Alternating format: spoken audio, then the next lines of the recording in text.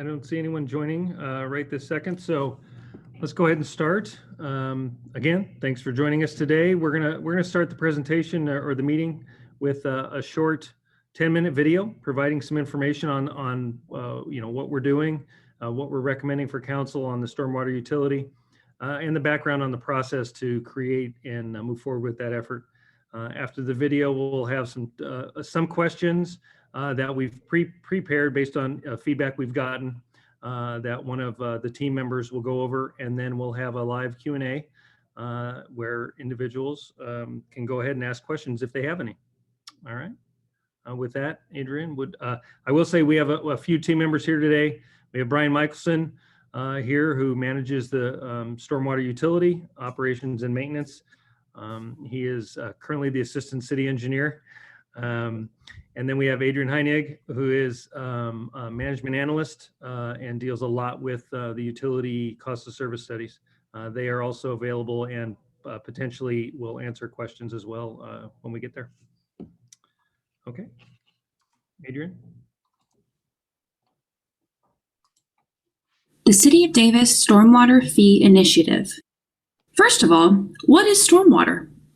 Stormwater is water from precipitation that flows across the ground and pavement when it rains. An important system of drainage inlets, underground pipes, pump stations, and channels convey that stormwater out of the city and into surrounding wetlands and waterways. There are 130 miles of pipes, 19 pump stations, and over 4,000 underground structures that make up the city's stormwater system. This infrastructure is critical to ensure that Davis does not flood when we get a lot of rain. Flooding is caused when leaves and other debris clog the storm drains and pipes, or when water collects in low-lying areas of the city. City crews also clean out stations like this one before every rain event to help prevent flooding. A well-maintained stormwater system effectively moves water from roads and neighborhoods to reduce the possibility of flooding during significant rain events. Another critical component of the city's stormwater program is water quality protection.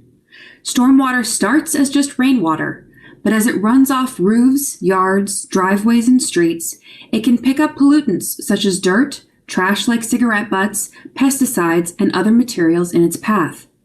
These pollutants can harm fish and other wildlife. Currently, the city's detention ponds can help treat stormwater by allowing contaminants to settle out of the water before it reaches local waterways.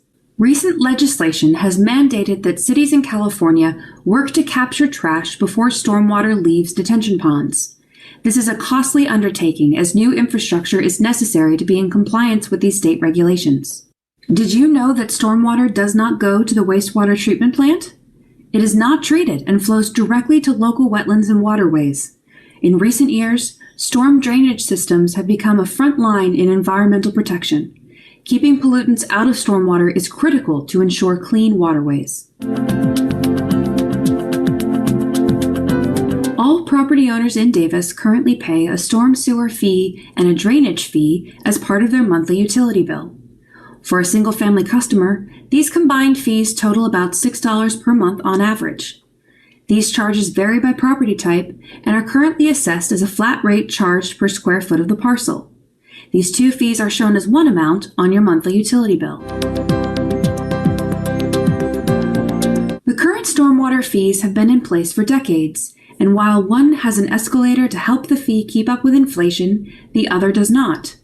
These fees cover most but not all of the current operations and maintenance costs for the stormwater system, but have not kept up with rising costs or regulations, and do not cover the costs to replace aging infrastructure or other necessary capital improvements. The city's stormwater system was built to manage the stormwater needs of a smaller city footprint, and has not been able to keep pace with changing community needs or storm patterns, leading to localized flooding within the city during major rain events. Modifications to agricultural practice surrounding Davis have also contributed to more frequent flooding events in outlying areas. The city also has some aging infrastructure that needs to be replaced before it fails. This South Davis pump station was built in 1965, and the station itself is subject to major flooding. Here is what the South Davis pump station looks like during flood events. Due to higher levels of flooding caused by increased water runoff over the years, city crews have had to install a steel plate about halfway up the door to this station in order to keep the floodwater from entering and destroying the equipment inside, and even that is barely enough to keep the water out. This station did flood prior to welding this plate in the doorway, and the station did fail. Since the plate has been in place, the station has not flooded. However, as can be seen in the photo, it has been close at times. This flooding also causes safety concerns for staff when they need to wade into the floodwater to access the station. Even when not flooded, they have to step over this 2-foot-tall plate year-round. Some of the equipment in pump station number 6, as shown here, has been in use since it was built in 1924 and is well past its recommended replacement date. The equipment in both of the pump stations shown is long overdue for replacement with new, more energy efficient and higher capacity equipment, but the current stormwater fees cannot cover these costs. State regulations related to stormwater management and quality have also recently been updated. These proposed rates will allow the city to adapt with these changes without competing for funding with other vital city services. As maintenance costs and clean water regulations continue to increase, without a new stormwater fee, the program will struggle to meet its commitment to city residents, businesses, and visitors to keep up with its important flood control and clean water responsibilities. A dedicated and reliable funding source, which would replace both of the current stormwater fees, is needed to provide for clean stormwater, flood control, improved maintenance, capital improvements, and enhanced services. The proposed stormwater rate will be approximately a $7 increase per month for single-family property owners.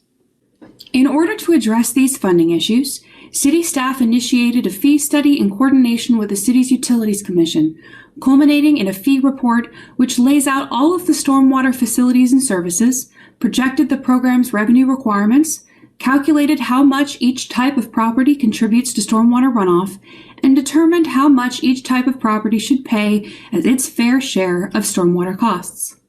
The fee report and proposed fee increases have been reviewed by the city's Utilities Commission and reviewed and approved by the City Council. The fee report shows the current revenues and expenses of the stormwater program. As you can see, projected expenses for this year are currently higher than revenues. The fee report estimated some future needs to add to our baseline values for operations and maintenance. These needs include an increase in the clean water standards the city must meet before it discharges stormwater into the creeks, as well as other operations and maintenance costs. The fee report also quantified the stormwater system's high-priority capital needs, including replacing outdated pump equipment as we discussed earlier, and widening the Covell Channel to meet increased water flow needs. Storm Drain Station number 3, located at the north end of H Street, has been identified through stormwater studies as a high-priority replacement project. This station pumps all stormwater from the area bounded by Covell Boulevard to the north, Russell Boulevard to the south, State Route 113 on the west, and Pole Line Road to the east. Stormwater from this considerably large area all flows to pump station number 3 and is moved to the F Street Stormwater Channel. In 2019, the city was awarded a grant from the Federal Emergency Management Agency to determine the best plan to remodel or rebuild the station to meet the current needs and future needs of the area. Page 21 of the fee report shows the amount of the fees being proposed to cover these costs. The average single-family home would pay about $13 per month on their monthly city services bill for stormwater, with smaller residential properties paying a little bit less and larger residential properties paying a little more. Other types of property would also pay their fair share, as shown here. As with all of our utility funds, there is a robust public process to review how these funds are spent. Each of the city's utilities is a dedicated enterprise fund, meaning the rates pay for the program and program operations entirely and cannot be utilized for other programs. Each year, the city's Utilities Commission reviews each fund, including rate revenue and planned expenditures. Stormwater fee updates will be presented annually to the City Council with the Utilities Commission recommendations for the city budget process. In the past, the city's general fund or loans from other utilities could cover minor required maintenance activities not currently paid for by stormwater fees. but in recent years, the needs of the utility have expanded beyond these minor projects.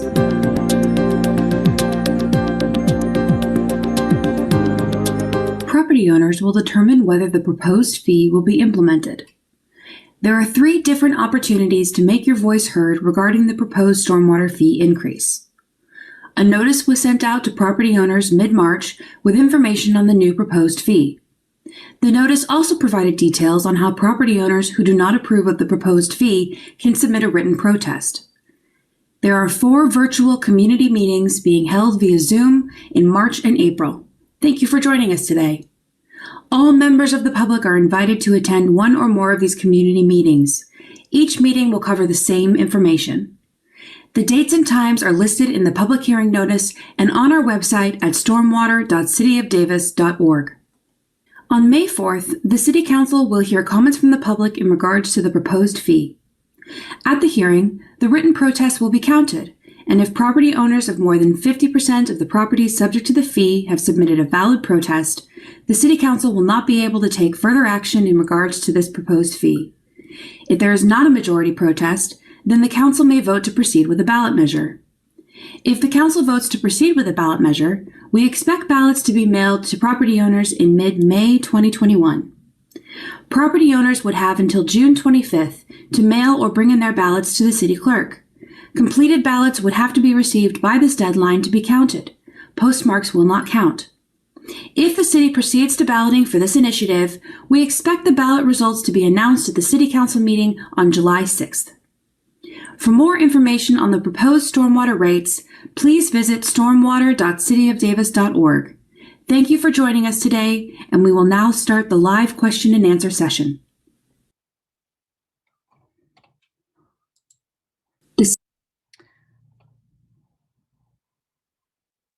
All right. So before we get started on the Q&A, we have a few questions that have already been asked a few times that we wanted to share with this group and share our responses.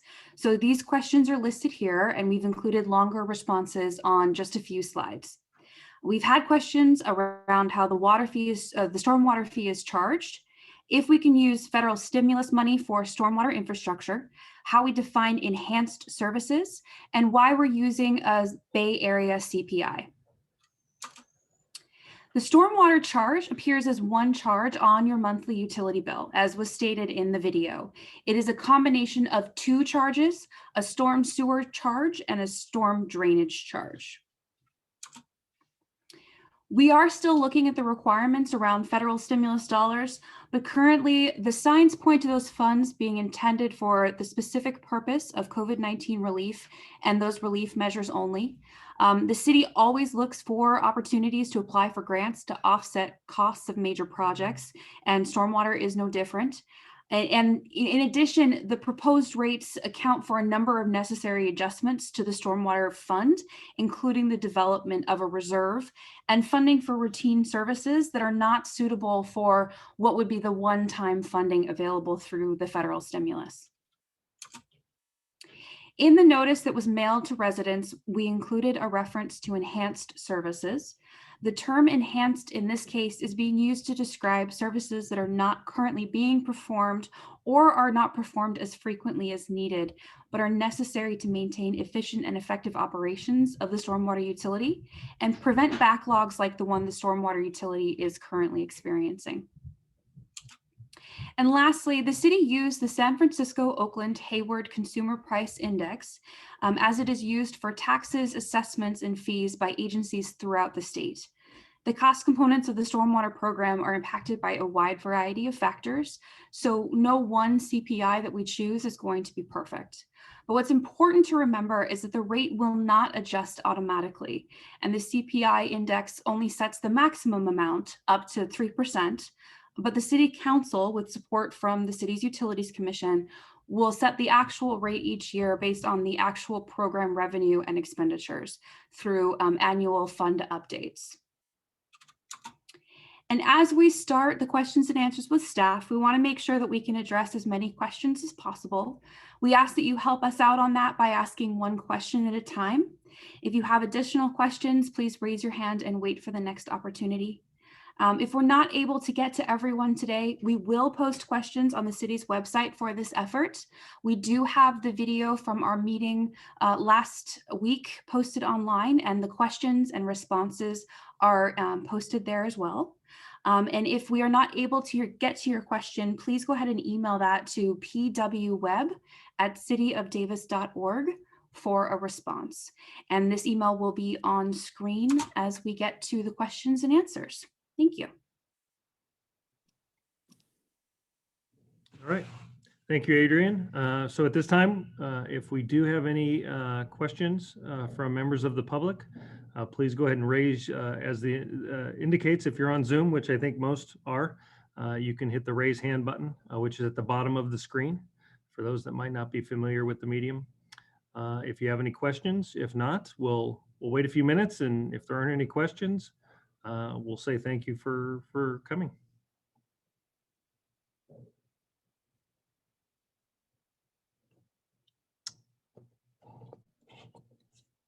All right.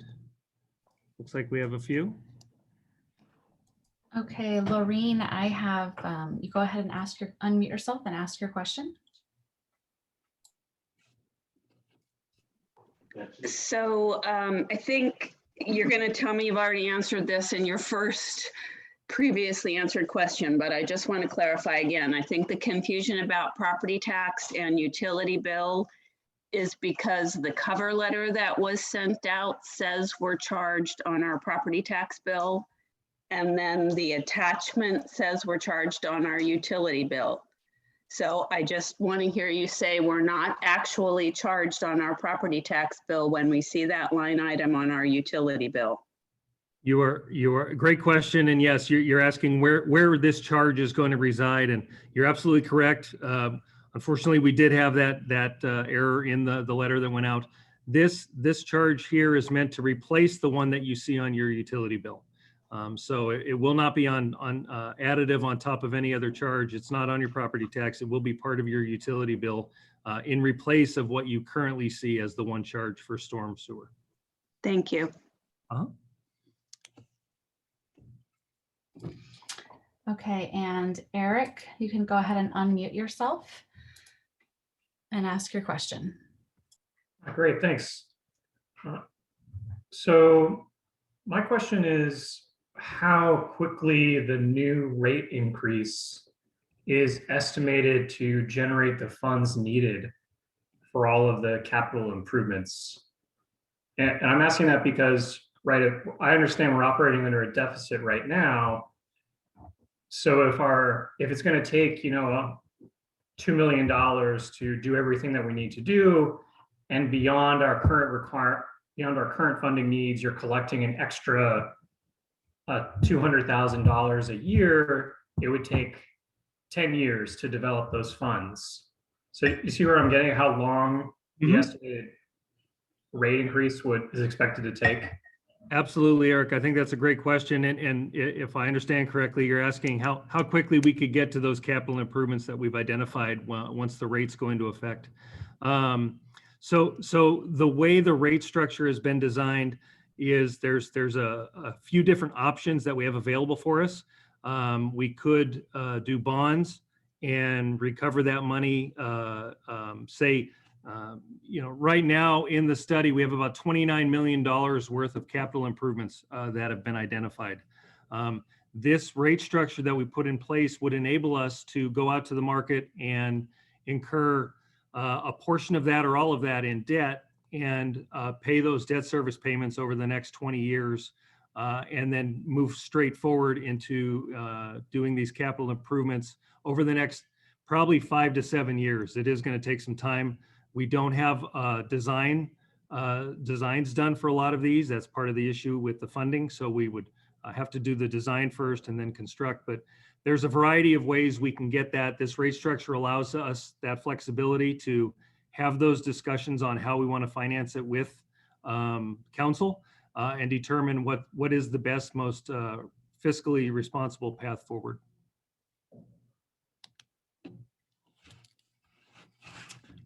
Okay.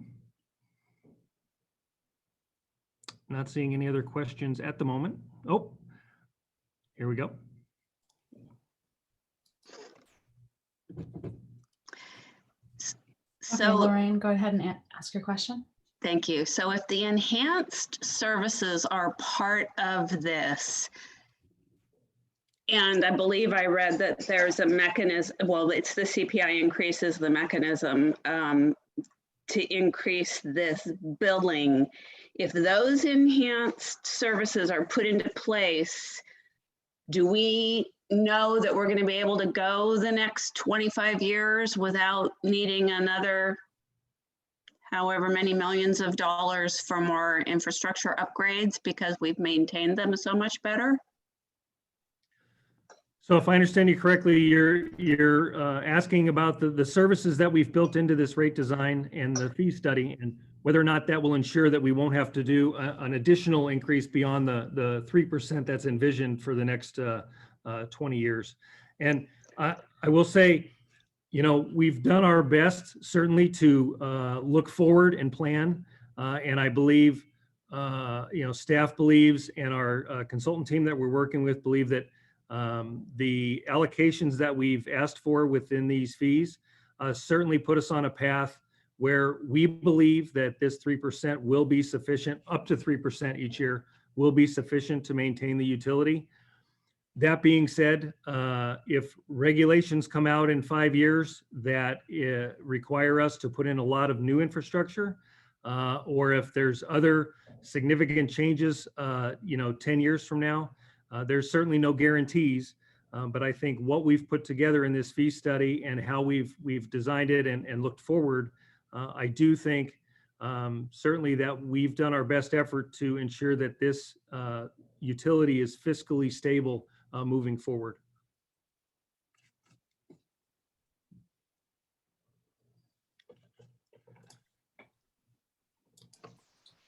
Okay, go ahead, Lorraine. You can ask another question.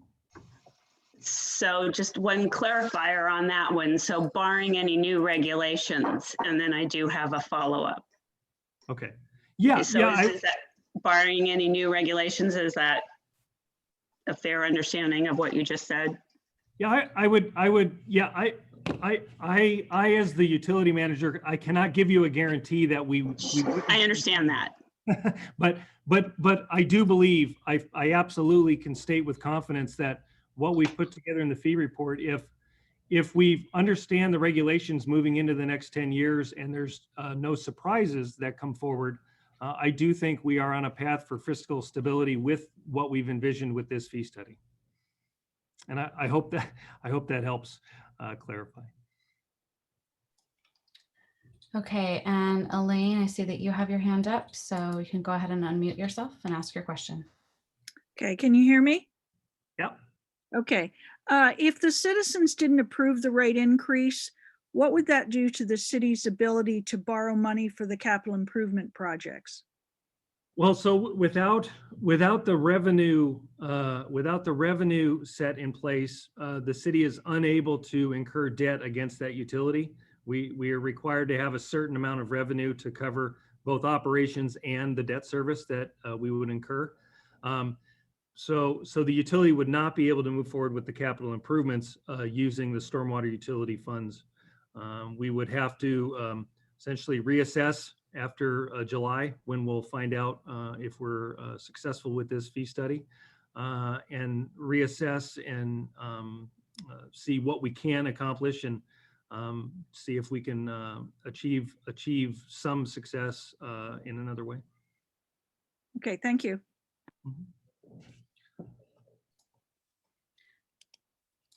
Okay, and Lorraine, I see you have your hand up for another question.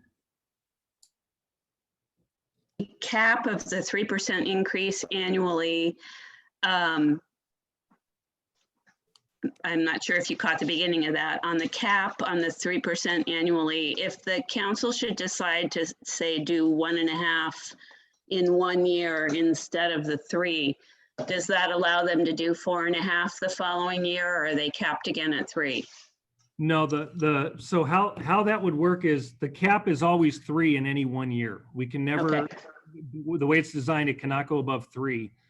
What we can do though is if the CPI 1 year, that the index that we're using to kind of gauge that is say 4% 1 year, we would only be able to go up to 3%, but that 1% could be used in a future year where the CPI was only 1%. We could then go up to 2% that future year, but we would never go more than 3% in any given year.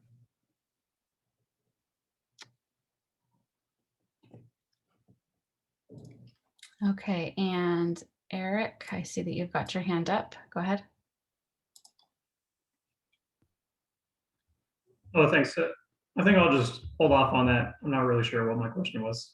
So anyway, sorry about that. No worries, no worries. All right. We'll wait a minute and see if there are any other questions. Eric, if you remember, please raise your hand. If you don't, and we're outside the meeting, then certainly contact us through the web. We'll be happy to respond. Yeah, I was going to add, Stan, that if anybody has questions that come up in the interim, please go ahead and send them to the pwweb@cityofdavis.org email address. We do respond and we will answer your questions in between these meetings, or of course we do have additional meetings coming up that you're more than welcome to attend. Yep. All right. If there are no further questions. All right, for more information, certainly you can go to our website. It has a lot of information. It has a copy of obviously the fee report and the Utility 101 pamphlet that Adrian and her fantastic team put together, which describes a lot more about the utility. And then certainly the fee report, as I mentioned. Okay. And like we said, thank you very much for those questions. Excellent questions. Appreciate that. We'll certainly include those with our information as we convey it. We do have 2 other meetings, like Adrian mentioned, next Thursday, and then also, well, a week from Thursday, and then also Saturday, April 24th as well. We'll have the same information, same presentation, but again, you're welcome to come to those meetings and hear other questions that that you might also have or come up with in the interim.